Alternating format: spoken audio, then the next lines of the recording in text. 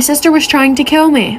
So me and my sister were like best friends when we were little, but she was a very, very jealous person. So years and years go on, but her jealousy seems to start to grow. So I never really thought about it until I found out that she really wanted me dead. But throughout the years, she would do little things to get me hurt. For example, she pushed me off the top of our treehouse and I ended up breaking my arm. But every time I got hurt, my family would baby me and she would get even more mad. So at this time, we're about 16 years old, and I had to go in her room to get her laundry. And under her laundry, I found her diary, or journal, or whatever you call it. I was flipping through the pages, I found out some interesting and crazy things. Then one was named The Perfect Murder. What an original name. She had this big, huge dresser in her room. She went into a lot of detail about how she was going to kill me, but it stated that she was going to push the dresser on top of me and jump on it until I, and scream for help. I'm running out of time, like for part 2. Part 2 of how I found out that my sister was trying to kill me. Continuing with the story, after I read what I read in her diary, I decided it was best to keep it to myself. So about a month and a half later, I start to think to myself, and I'm like, okay, maybe she's not actually gonna do it.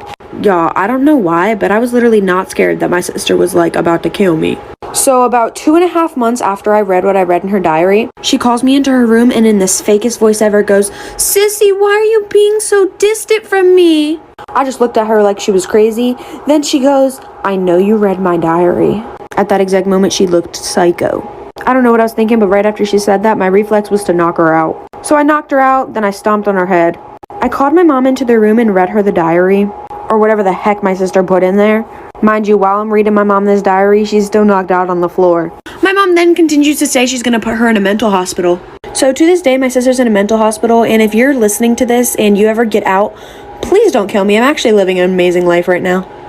Story time on how my Uber driver tried to kidnap me on my birthday. Okay, y'all, so today's story is my own. And thank you guys for 1 million followers. All right, y'all, let's get into it. Okay, so boom. About 2 years ago in 2019, I lived by myself in my own apartment. At this time, I was at the end of my lease and I was actually moving to another apartment. I had to do everything by myself because I had nobody to help me, so I had to go get a U-Haul truck. This was my first time using Uber because I have my own car. But to get to U-Haul, I had to Uber over there so I could get the truck and then go from apartment to apartment. My first Uber driver bringing me to the U-Haul truck was fine. I had no issues with him and it was pretty normal and fast. So once I was done with the U-Haul truck and I was done moving, I had to return the truck to its location. And then I had to Uber back to my apartment where my car was. Now this second Uber driver, this is where the issue comes in. Y'all, it was literally crazy. My life was at stake. Like for part 2. Part 2 on how my Uber driver tried to kidnap me on my birthday. Okay, so boom, like I said, I returned my U-Haul truck and I waited for my Uber driver to come pick me up. When my Uber driver came to pick me up, right from the beginning, I knew something was off about him. Always trust your instincts. He was a little weird and off, but I told myself that it's only a 10-minute drive and it will be over soon. So I sat on the back of the car and I just stayed on my phone. You know, minding my business. And then the guy just started talking to me like, I guess he was trying to have small talk. But the weird thing is, I couldn't understand what he was saying. Yeah, I didn't know what he was saying, but I just thought he wanted to do small talk. So I just was like, oh yeah,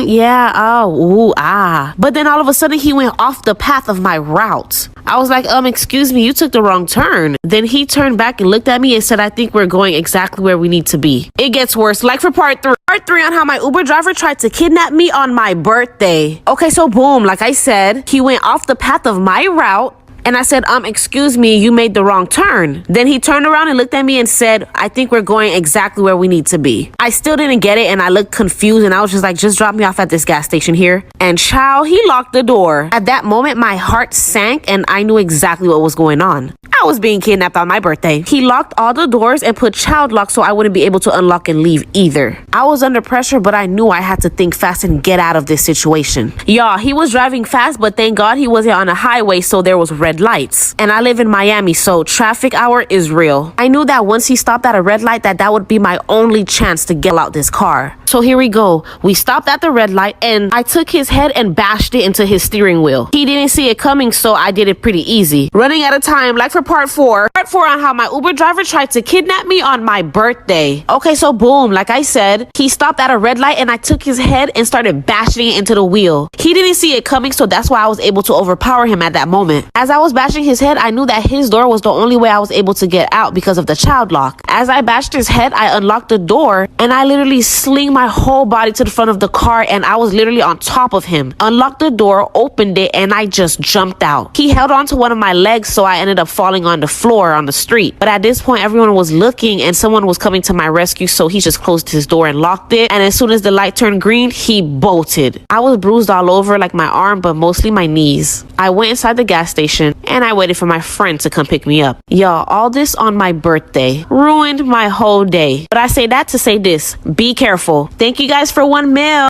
My mom tried to drown this little girl. Story time. When I was about 4 or 5 years old, my family got a pool, so they signed me up for swimming lessons. And I loved everything about the class except for this one girl who we're gonna name Pamela. She was the worst. And every time we had a class, when nobody was looking, she would hold my head underwater for an extremely long time. Now, normally, my dad would take me to my swimming lessons, but this time, my mom ended up taking me. And my mom does not play when it comes to her kids. So during class, Pamela thought nobody was looking, so she started holding me underwater again. However, my mom saw. My mom ends up running over, grabbing me out of the water, and then she grabs Pamela by the head, dunks her under the water, and holds her there for a really long time. Thank God the instructor was there because this story time is about why I refused to ever live in a college dorm room. So my sophomore year, I was able to get a room with my best friend Tiana. I was happy because we always talked about getting a room together, but sooner or later, I realized it was a big mistake. There was one time I let her borrow my Ugg boots because it was cold outside, but she started wearing them every day. When she finally returned them, they were wet and dirty. I was irritated, and she said that she would give me the money to get new ones, but she never did. She then started asking if she could borrow a shirt. Me being nice, I let her. But she then started taking advantage. Girl was taking all of my things without permission. My jacket, pants, shorts, everything. And she wouldn't even clean them before giving them back to me. Story time. So ever since I was like 8 years old, I've always gotten headaches. And I don't know why. I drink water, I eat enough food, and I get enough sleep, but I still just be getting headaches for no reason. Anyways, my freshman year, someone convinced me that I had a brain tumor. I really believed it too. It was quite embarrassing. So I was doing cheer at the time, and I was getting nosebleeds like every single day, along with a raging headache. And they would always happen randomly. Like I wasn't doing anything to cause them. It just happened. So one day, in the middle of my math class, my nose just started bleeding. Before that, I had a terrible headache, and the girl that was sitting next to me told me my nose was bleeding. As I'm cleaning my nose, the girl's like, I noticed that you get a lot of headaches and nosebleeds. My grandpa had a brain tumor, and I think that's what you have. And I was just sitting there like, I guess this is how God wanted me to go out. The whole day I was stressing. Then when I get home, I start writing my mom a goodbye letter and picking out the clothes I want at my funeral. Then I told my sister about it, and she smacked me upside the head and called me stupid. I think we killed a girl. Story time. When I was young, me and the neighborhood kids used to love playing Truth or Dare. And there was this one girl who used to play with us, and we're gonna name her Peggy. Now, Peggy was one of those kids who was not afraid to do any dare. One time somebody dared her to pierce her own ear using a very sharp pencil, and she did it. Like she took Truth or Dare very seriously.